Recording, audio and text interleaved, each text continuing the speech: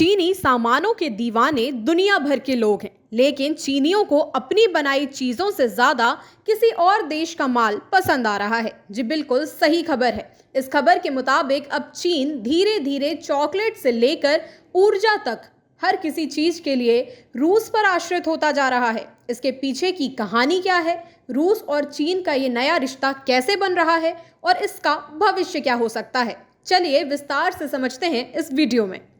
पश्चिमी देशों ने रूस पर कड़े प्रतिबंध लगा दिए, जिसके बाद रूस को अपने तेल, गैस और दूसरे सामानों के लिए नए बाजार चाहिए थे। पहले रूस यूरोप को अपने तेल और गैस का बड़ा हिस्सा बेचता था, लेकिन अब उसका रुख तेजी से चीन की ओर हो गया है।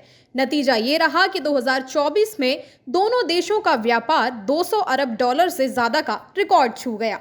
अब ये रिश्ता सिर्फ तेल और गैस तक सीमित नहीं है, चॉकलेट से लेकर ऊर्जा तक हर क्षेत्र में इस नए व्यापारिक रिश्ते का असर दिख रहा है।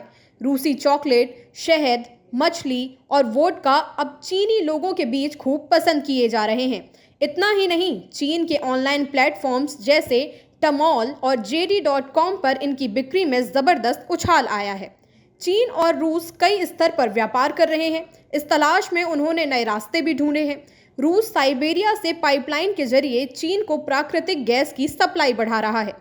इतना ही नहीं, एक चौंकाने वाली बात यह भी है कि दोनों देश अब बार्टर सिस्टम और क्रिप्टो करेंसी में भी व्यापार कर रहे हैं।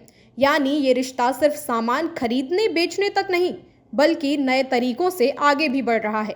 जानकारी के मुताबिक चीन और रूस के बीच इस बढ़ते व्यापारिक संबंधों की वजह है रूस के सामानों का सस्ता मिलना।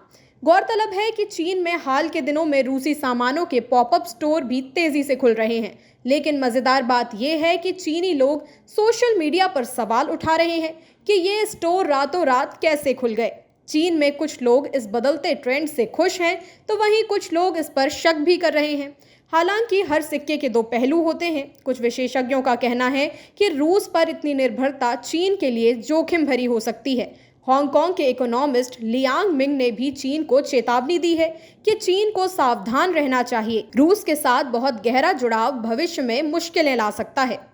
वहीं बीजिंग में रूसी दूतावास के प्रवक्ता का कहना है, हमारा सहयोग दोनों देशों के हित में है और आने वाले सालों में और भी ज्यादा मजबूत होगा।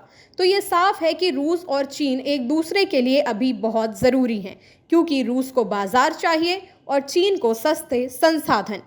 चीन और रूस के बीच बढ़ता व्यापार न सिर्फ इन दोनों देशों के बीच बढ़ता व्यापारिक संबंध है, बल्कि वैश्विक राजनीति में एक बड़ा बदलाव भी हो सकता है। लेकिन सवाल तो ये है कि क्या चीन और रूस की ये दोस्ती लंबे वक्त तक चल पाएगी? आपकी जो भी राय हो इस मामले में हमें कमेंट करके ज़रूर बताइएगा। वीडियो अगर पसंद आया हो तो लाइक और शेयर करें, और अगर आप चैनल पर नए हैं तो सब्सक्राइब करें।